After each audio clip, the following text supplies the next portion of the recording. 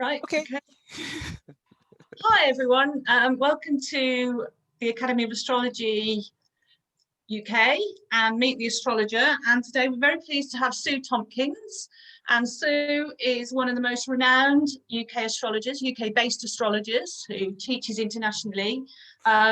Two very actual, these are the essential books if you're a student of astrology, the aspects in astrology, and also the Contemporary Astrologer's Handbook. And Sue founded the London School of Astrology in the year 2000. She was also a director of the UK's Faculty of Astrological Studies, and she's also a homeopath.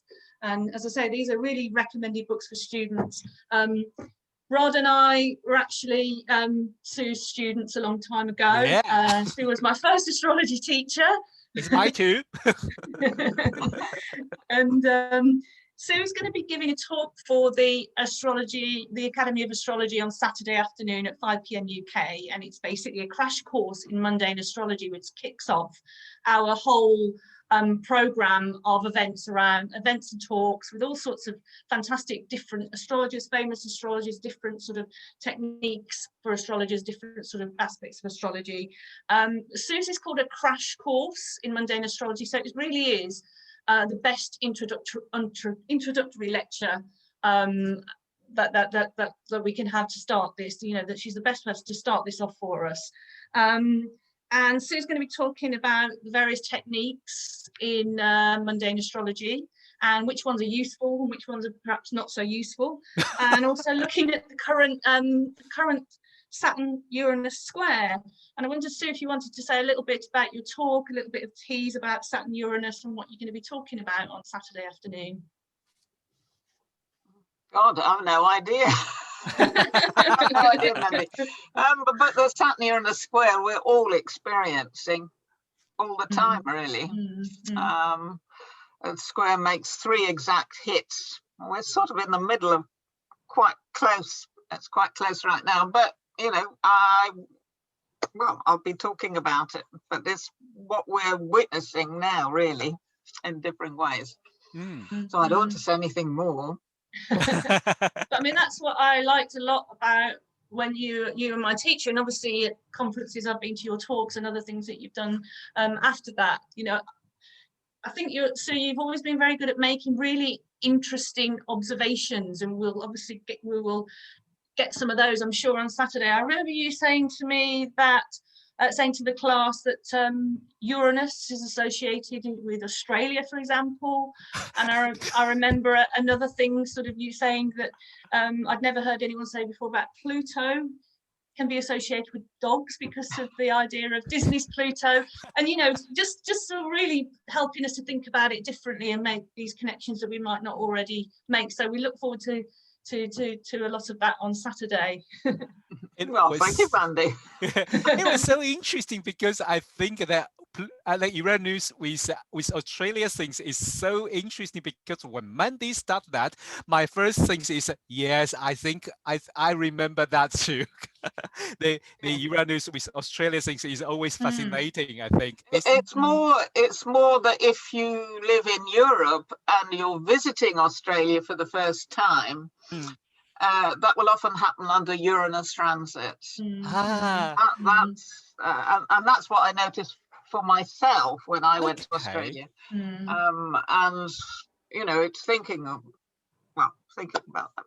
Anyway, yeah, very interesting. I've never been to Australia, but I did have a relationship with someone who was Australian when I had a transit of Uranus to my ascendant, so it kind of works that way as well, I guess. All right, okay, yes. That's why I remember you saying that.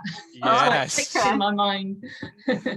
Yes, I think for me is I went to Australia, but I do feel that Iranians type things, but I forget to check the transit or progression, but I think probably the time.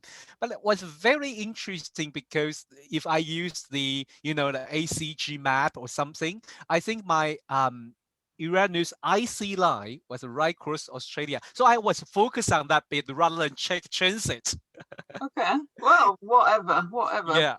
I think it's quite interesting because for an astrologer, we always have like a different view to see the things. Even we all agree with something, but we all take from a different aspect to look at things. Yeah. So what's quite interesting, Sue. So I always have a question that I think is for most people, maybe, if we are just chatting, so they are always wonder how we get into astrology, how you become an astrologer. Okay. Well, I mean, I wasn't. I mean, it depends how you look at this question, but I wasn't very happy as a child, and I was always full of the questions of why are we here? You know, those kind of big questions: who's God? You know, what happens when you drop dead? All those kind of questions. I was always full of them.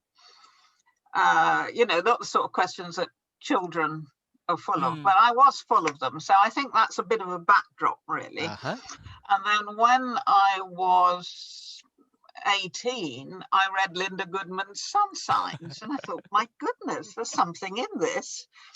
And my sort of best friend at the time was so typically Gemini.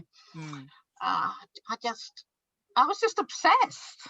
I was just obsessed, and I was obsessed for a few years, really. I joined the Astrological Association, but I could make no sense of it because I didn't know anything. But I was obsessed with sun signs. And then a couple of years later, I was living in Canada, in Toronto, and there were proper books. Because at the time, I was in the Midlands in the UK, in a small town, and there were no books. So I never really got very far with my astrological studies. I was just obsessed with sun signs. Anyway, so a few years later, I found real books and, you know, taught myself to some extent. And then I became a Mayo student and a faculty student, and Liz Green was sort of starting up around that time in my early 20s and so on. So I was interested in astrology because, well, just how can it work? You know, I found it was true. I mean, I got to a point early on where, when I was in Canada, actually, I could get 3 out of 4 people's sun signs. I can't do it now, but I could in those early days. And I was just obsessed with it. And I mean, I never thought I'd do it for a living. I just carried on doing course after course after course, whatever. Because I was fascinated by it. I was fascinated by it from a psychological point of view, but really from a philosophical point of view. You know, this isn't supposed to be true. How can this be true?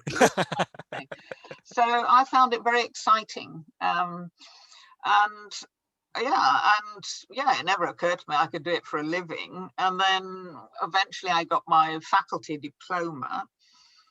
And actually in that very year, they were looking for a new beginners teacher in the London classes. And I applied, and some of my teachers sort of knew me, and I got the job. So then my straight job, I went part-time. Gradually, over a period of years, I went part-time on my straight job and more doing astrology. And that's how I became a professional astrologer. But I never knew that was going to happen. I just did it because I just thought, God, this is amazing. Well, that's it.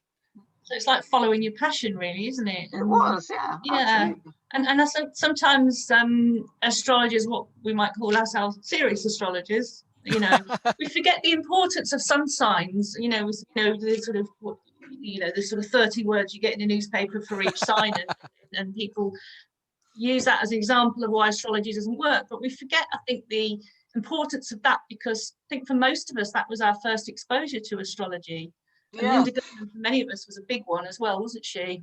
Yeah, I mean, I agree. I mean, I think the astrology stuff in the newspapers is complete rubbish. And I think I always thought that, really. Sorry, everybody, but I do. But it's, you know, we all start on the sun sign stuff, and, you know, there's an element of truth there in the signs. And I agree, Mandy. Yeah, absolutely. And Yep. you know, that's where everybody starts, really. I think so, yeah, because I think if you ask most of astrologers how they start astrology, I think most people would give you the name Linda Goodman. Exactly. I mean, Even she was, yeah, absolutely. Well, the other thing about, I mean, when I read it now, I don't necessarily think what I'm about to say, but because, you know, the book is quite old, but I found her quite witty. You know, I liked her style. Yeah, I did. I liked her style a lot. Yeah. So yes. There's lots of different, obviously, areas of astrology that students can study or branch into. As I say, we're doing this series of lectures on mundane astrology, which is world astrology, history, politics, events, etc., and the big cycles and how they affect generations and countries, etc., and leaders. But there's all sorts of different types of astrology, isn't there? We've got traditional astrology is making a comeback, and Hellenistic, and then psychological astrology. And what sort of area of study do you enjoy the most? And you know, yeah, I mean, my orientation is kind of either psychological or practical. You know, I don't like astrology that's all waffly and all over the place, and somebody has said something and you've no idea what they've really said. So I like something that's practical and truth-based and psychological. I've got no interest really in what's often called traditional astrology. You know, I don't mind doing a bit of horary. I can only do very basic horary, actually. But I'm not really. I am contemporary, I suppose, is how I would see myself. I like mundane astrology. I'm not expert at it, but I like it.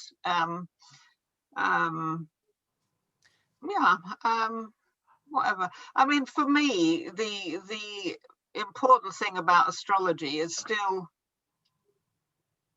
well, the philosophy of it, what it says about our world. You know, those original questions, which I am still, you know, I mean, once one accepts that there's something in astrology, that it works, the ramifications of that are huge about the world we find ourselves in. And that is still really where I'm at, where I think, well, that's so exciting.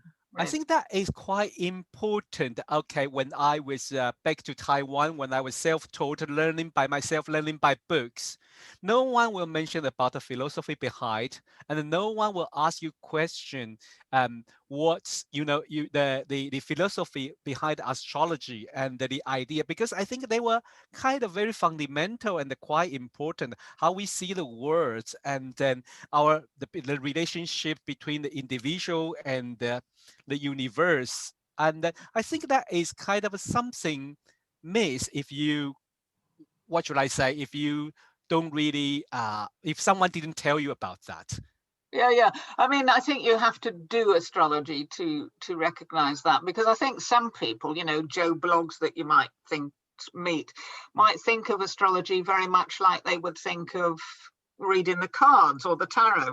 Yeah. Not that I have any problems with either of those things, which I absolutely don't. But you know, astrology can be divorced from the astrologer. It still carries on working, if you see what I mean. So, yeah, but yes, I agree. It is the philosophical stuff. I haven't got answers to all those questions.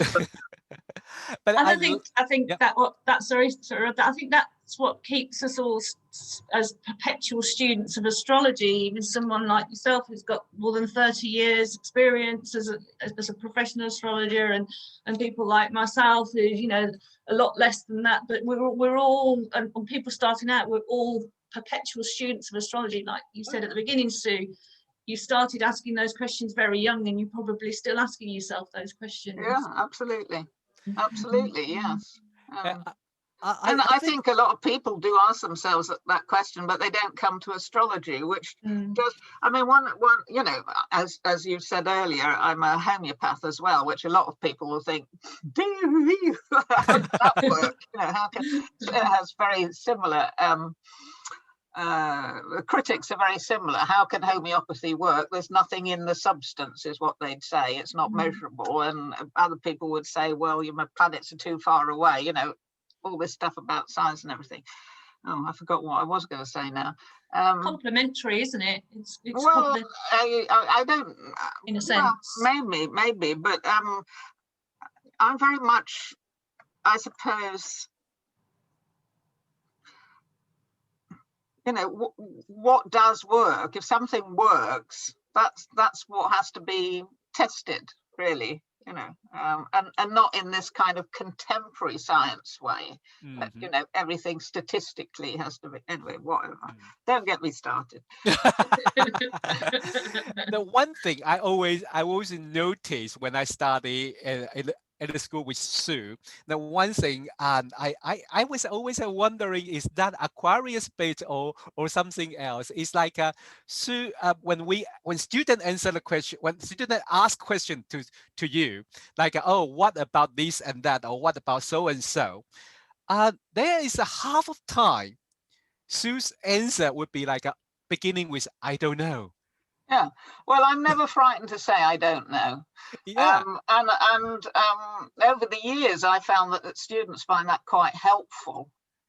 There's nothing more irritating than people chuntering about things they don't know anything about.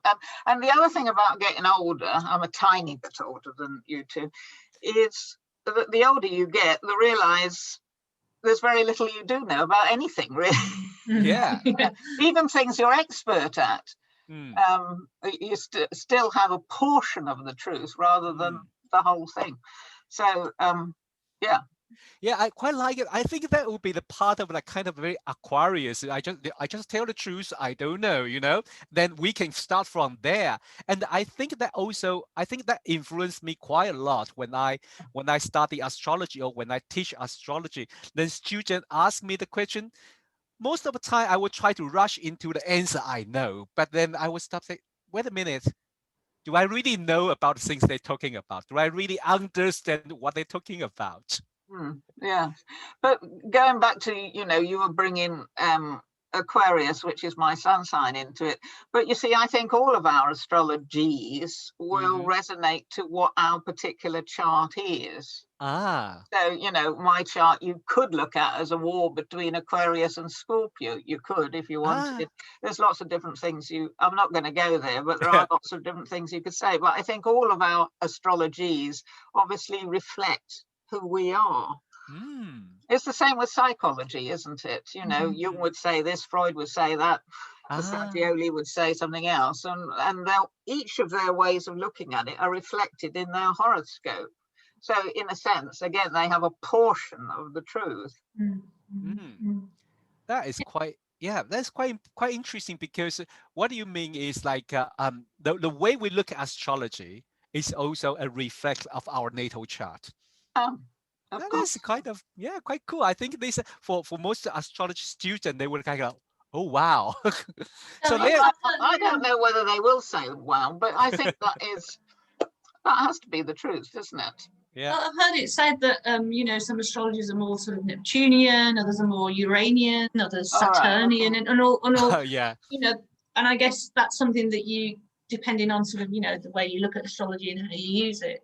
And just a quick question, Sue, because you know, it's modern astrology that you practice. What do you think about this trend for people going, you know, increasingly going back to the traditional rulers? So Aquarius is ruled by Saturn traditionally, but in the modern astrology, it's ruled by Uranus. I wonder what you thought about that. I don't have a problem with that. I would always say Aquarius is ruled by Saturn as well as Uranus, or Pisces, Jupiter as well as Neptune, and so on. No, I don't have a problem with that at all. I agree. I always use both rulers.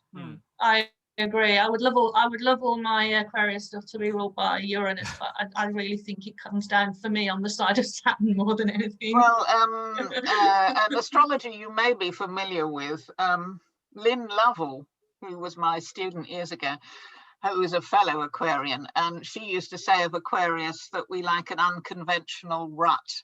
That sounds and right. I think that's so clever, and Yeah. I It don't think is. that's true.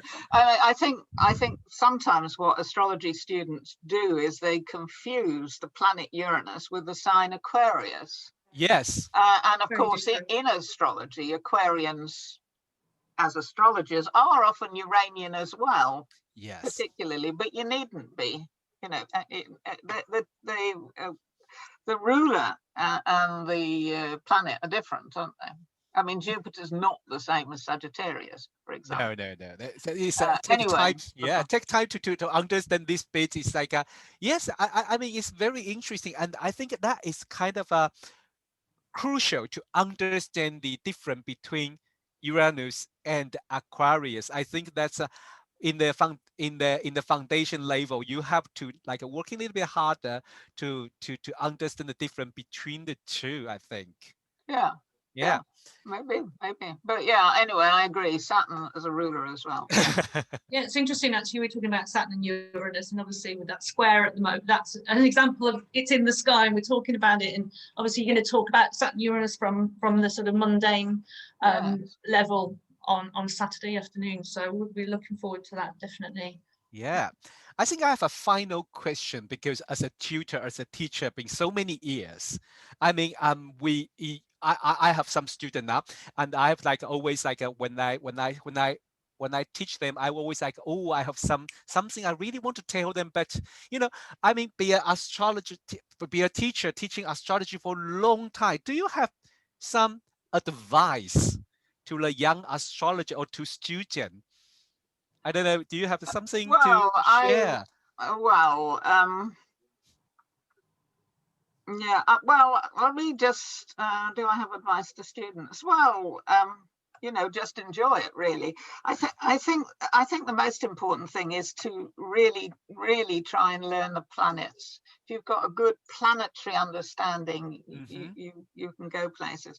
And well, you know, the state of astrology or whatever, or how you do astrology, it's a bit like food, isn't it? You know, you have McDonald's, you have your fast food, and then you have, well, better food, I would say. And astrology is similar. You can have fast food astrology, you know, which is a bit basic, to put it, you know, but fun. Right through to having something that's more complex, more subtle as well. Anyway, whatever. Advice to students. Well, I don't know. Just study, really. Work. It's like anything. If you want to be good at it, you just have to do it. I agree. Yes, I agree. So somehow it's like I think sometimes they want to like maybe can get some like a smart things or some shortcut or something. But I think fundamental the study the basic of astrology is quite important because it's actually the only thing. Know the basics well. That's all you need to do. Know the basics, but well. And, you know, right from the word go, you know, you teach students the elements or something. Well, they can kind of be using that immediately, can't they? They can think, oh, yeah, I think my mum is very watery or whatever. Oh, yeah. But yeah, the base, that's the thing, to know the basics well. What techniques you use aren't that important, really. But that's what it comes down to. And it doesn't get any easier in a way. You know, astrology is one of those things that's beautifully easy and very difficult all at the same time. I remember, Sue, one of the pieces of advice that you gave your students in the year one class at the LSA, which was get a copy of the Ephemeris, which is which is a book that has all the different aspects, or exactly what all the planets are doing on any particular day, even to the hour at some point, and look at the aspects for the day and use your knowledge that you do have of those particular planets, whether it's Moon, Mars, and then just look out for things in the newspaper or when you're out in the shops or in, you know, what's happening in the world or your world and the outside world. And like you said about practicing astrology, and that for me was one of the best ways of really sort of just grounding and that symbolism of what all the planets mean, to actually take it out of the purely intellectual classroom learning and take it into, like you said earlier, Sue, the practical and how it actually reflects in the real world. And when you actually start getting those connections, Yeah, that's, I think, when the magic happens, isn't it? that's right. That's when it gets exciting. Yeah. Oh yes. Oh my God! Those are oh my God moments. Yeah. It was so interesting. That's how I get really. I kind of obsessed with mundane astrology from that point of view. I think it's also the training because I get used to read the newspaper title or like a front page of newspaper. What's the news on that day and what they resonate with the today's aspect. Where is it in the ephemeris? Exactly. Yes. Or in Yes. somebody's chart. Yeah. And then slowly I was like, I couldn't get rid of it. Become an my interest, my passion to the mundane astrology because that become like that related to the world and the planet so well. Yeah, sure. Yeah. Today we are really happy to have a chat with you, Sue, and we're really looking forward to see you on Saturday because this is our very first, our beginning, our kickoff course, Mundane Astrology, a crash course on the 26th of June and UK time, 5 p.m. And if you're really interested, we have already have a lot of people booking. So we still have some limit available space for you and this is advertising time. But yes, please contact us. And if you need more information, because it is on YouTube, but underneath, I will post the information and how to enroll on the in the information box. So thank you, Sue. Well, So thank you, Rod, and nice seeing you too, Mandy. Haven't seen Thank you. for a while, Well, I'll so see it's you very on nice. Saturday. I will be. Saturday then. Okay. I will be in the lecture, listening and enjoying on Saturday. Thank you for your time. Okay. Today. Well, thank you, Mandy, you. and you, Rod. You. Okay, well, take care, both of you. Okay. And okay, bye. Okay, bye. Bye.